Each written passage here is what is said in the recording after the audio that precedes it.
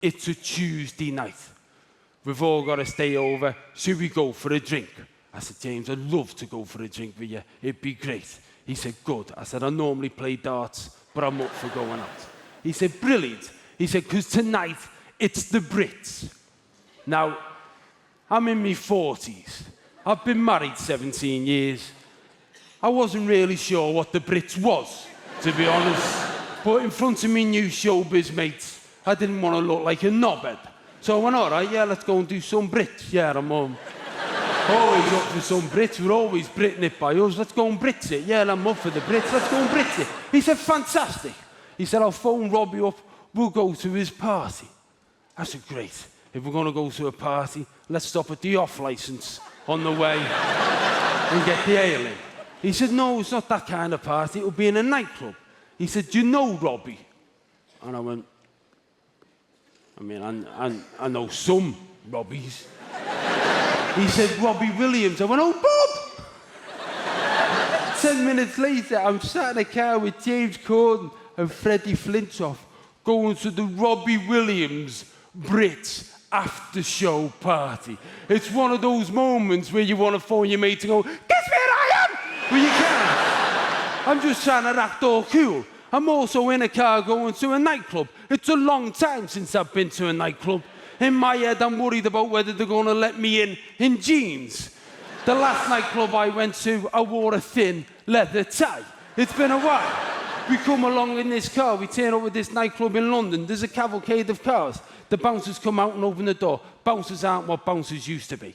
Bouncers used to be different. When I was going to nightclubs, they used to wear dicky bows and look dead smart. They don't do that now. They have little bomber jackets with certificates on the sleeve, don't you? To show you they've got an MVQ in kicking your head in. We go to walk into this nightclub. There's a bank of photographers there. They all start shouting, James, Freddie. Start taking photographs. No one knows who the friggin' hell I am. But they're shouting, James, Freddie. So they stop. So I stopped.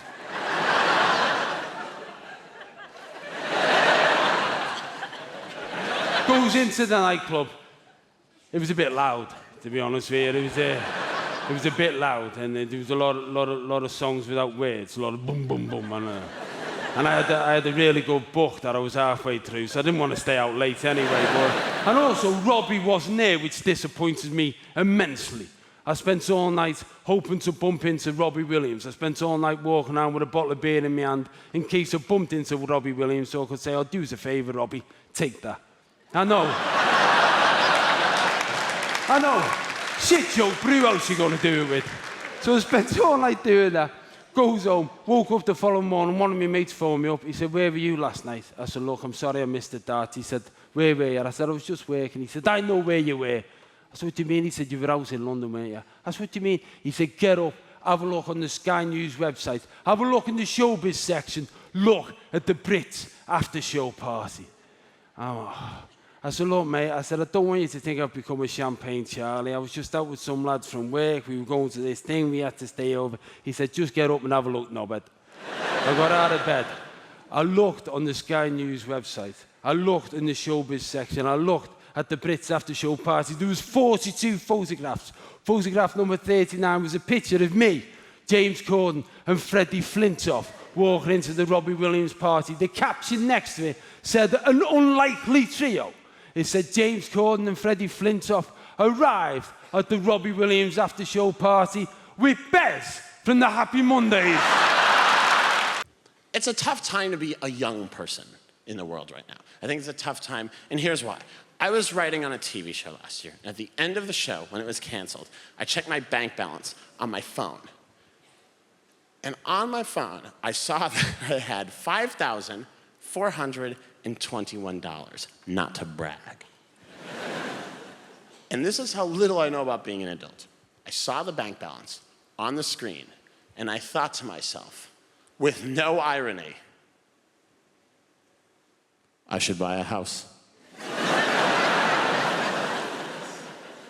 Not a big house, one of those small $5,000 houses. How is any millennial ever gonna own a home? How is any young person ever gonna own a home? It seems impossible, and it's made me hate old people. I see a few of you in here tonight. I hate you. Because every old person in a city like London or LA or New York is the same. They're like, my house is worth £2 million, but when I bought it in 1981, I paid 11 raspberries for it.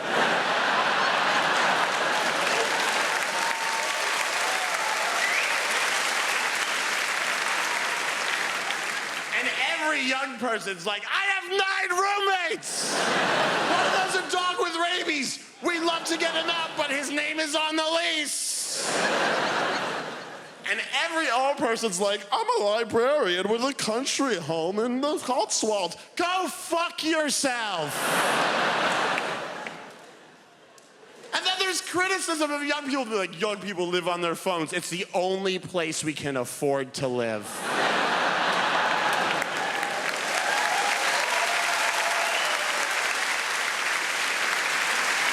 By the way, our governments are the oldest governments.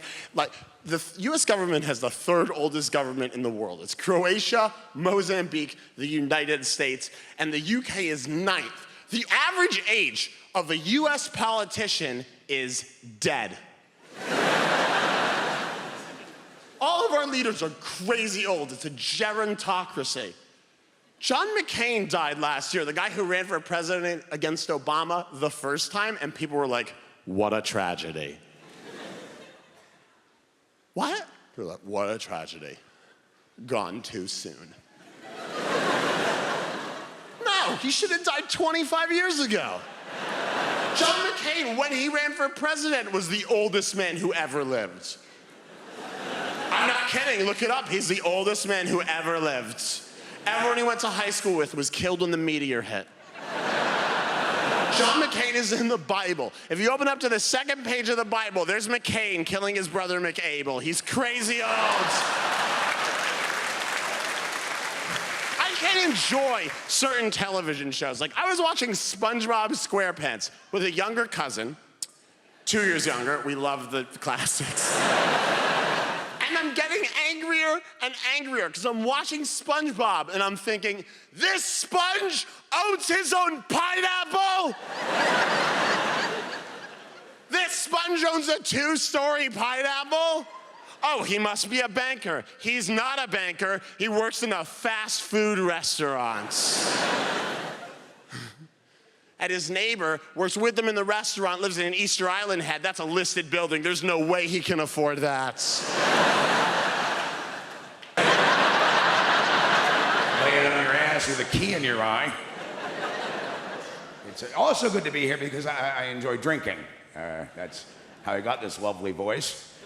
But I do enjoy drinking, and it's beautiful here for that. You know, like in LA, I'm an alcoholic. In Canada, I'm a drinker.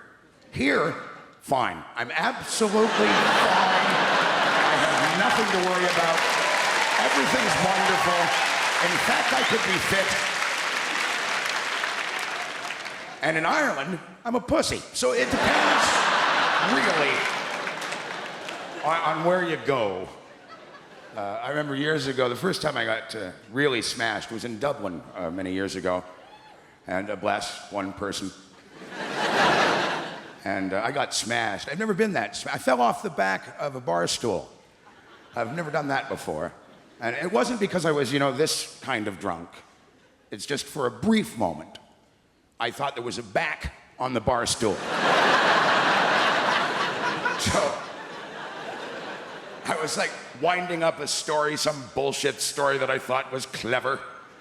And I'm winding her up. And then we all decided to, and just completely disappeared from view.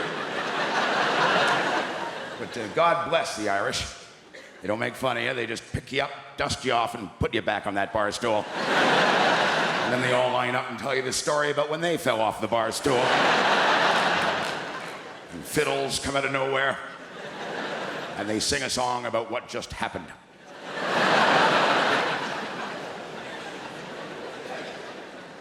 I don't like organized drinking. I'm not big on like stag parties, any of that bullshit. Most of my, at my age, most of my friends are getting remarried. And the stags are a bit calmer when you're getting remarried. We just got smashed and watched Iron Man 2. Dumbest movie I've ever seen, and if you think it's good, then shoot yourself. There's no point. But I got smashed and mad at a movie. That's never a good sign. Walking home drunk with a suit. Nothing sadder than drunk men in suits. Way too many pockets. I'm walking, getting closer to my house. And what I don't know, I was wearing a necktie. And the wind grabbed the front part, the fat part of my tie, and threw it over my shoulder, leaving me with that little tie. I was so drunk, I looked down and thought, oh my God, I'm huge. How am I ever gonna fit in my little house? I'm gonna have to live outside now. There's really, truly nothing sadder than a man drunk coming home, and there's the old lady in the house. And when I say old lady, women, don't get all pissy. I'm her old man, so please don't form a giant woman and come up here and attack me. I've always had that fear of women. If you piss off more than 5, they morph into a big one and just come at you. Men all over the world, man. We stand outside of our homes drunk, auditioning to get in. There's nothing sadder standing outside of your house at 3 o'clock in the morning, practicing the word hello.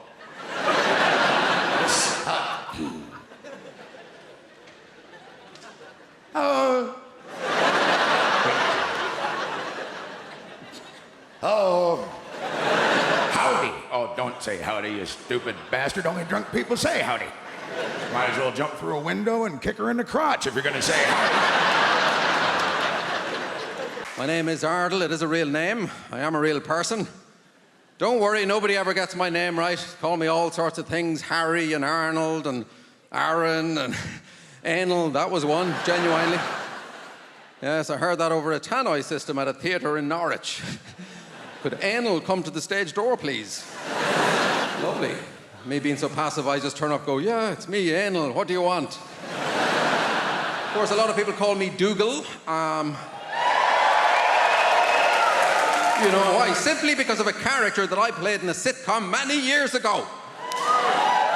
And just before I start, I'd like to get something off my chest, if you don't mind. Because of that character that I played in this show called Father Ted, a lot of people think I'm actually stupid. They think I'm the stupidest person in the world and they feel sorry for me. Only last week someone stopped my wife in the street and said, is he as stupid in real life? I wouldn't mind, but I was standing right beside her at the time. I'm talking to her like she's my carer, not just my wife. And this is a true story, and I'm going to tell you this and then I'm going to move on. A couple of years ago, I was in a taxi. I arrived at Dublin Airport. I live in Dublin, and I jumped into a taxi, and I asked the taxi driver to take me home. I gave him the address. I didn't just assume he knew where I lived. And the taxi driver just wanted to talk about this show that I was in, Father Ted. And he was looking at me with pity. And he actually asked me at one point, he said, do you remember being in it? This is my life. People wonder why I do this. Why I travel up and down the country week in, week out, try to convince strangers that I'm a normal, intelligent human being. Well, that's the reason. Anyway, I'm in the taxi. And I'm trying to change the subject to anything at all, sport or politics, and I'm trying to impress the taxi driver with my knowledge, and I'm using big words to impress him, like utensil and testosterone. And we were getting on fine. We were about 20 minutes into the journey. This is absolutely true. I suddenly remembered that I have a car. Some of you are ahead of me. And 3 days previously, I parked my car at the airport car park. And I just couldn't tell him. I couldn't bring myself to tell him. I know how the world works. One little slip up, you'd never be allowed to forget it. Oh, sorry, could you turn around? I'm such a big fool. No. I know he'd be telling everyone, oh, you'd never believe who I had in the car, that feckin' Egypt from Father Ted. So I let the driver take me all the way home. And as soon as he was out of sight, I called another taxi and I went back to the airport. A lot of people know that I used to be a bouncer, which if you didn't know, I imagine that's come as quite a surprise. What? I was. Problem is, I still look like a bouncer. There's about 12 of you in here that showed me your tickets, and people still treat me like a bouncer. I went out a little while ago for a drink. I'm in the bar's hot, so I went outside, get some air, send a text message. So I wasn't stood there very long. I looked up from my phone and a queue had formed. That's the kind of... I had to learn how to be a bouncer while being a bouncer, which is like the worst place to learn how to do that job, especially when people think you can fight. I accidentally got a reputation that I could fight. I was 19, it was in my local bar, and I'd been there I was drunk. I was really drunk. I'd had like 50 beers.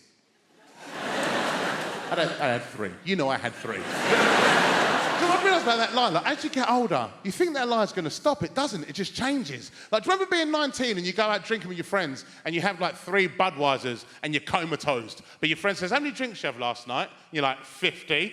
Then you get into your mid-30s and you actually go day drinking and consume 50 pints and then come home and like throw up on a cat and go to the toilet in the cupboard. But the moment your partner says to you, how many drinks did you have last night? You're like, 2. I think that second one was a bad one. I was really drunk.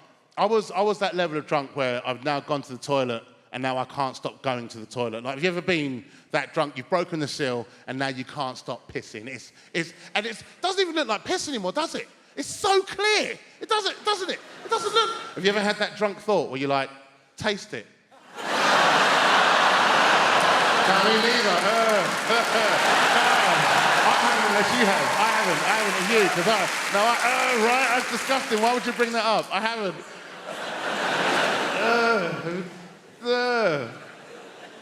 I was really drunk, and a fight kicked off. This guy threw a drink in this lady's face, and then he punched a bouncer and tried to run out of the club. And as he's gone to run out, I've gone to lean on the bar because I need a nap.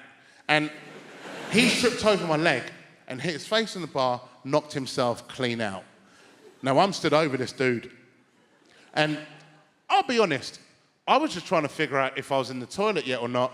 And I stood over this guy, and the owner of the bar came up and he shook my hand, and he said, well done. I was like,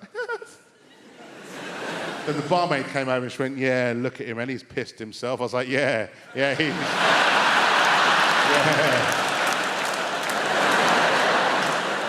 Yeah, he's definitely did that. There's a lot of misconceptions about bouncers as well. People think we know a lot more about star signs than we really do. Like, we don't. We just know that's how to catch you out, because I don't know, but I also know neither do you. And you always know who in the queue to pick, because you can see them practicing. We've all done it outside clubs when you're waiting to go in, going 3rd of the 8th, 94, 3rd of the 8th, 94. Then they get to the front and they're confident. They hand their ID and you go, date of birth, please. You go, 3rd of the 8th, 94. You go, what's your star sign?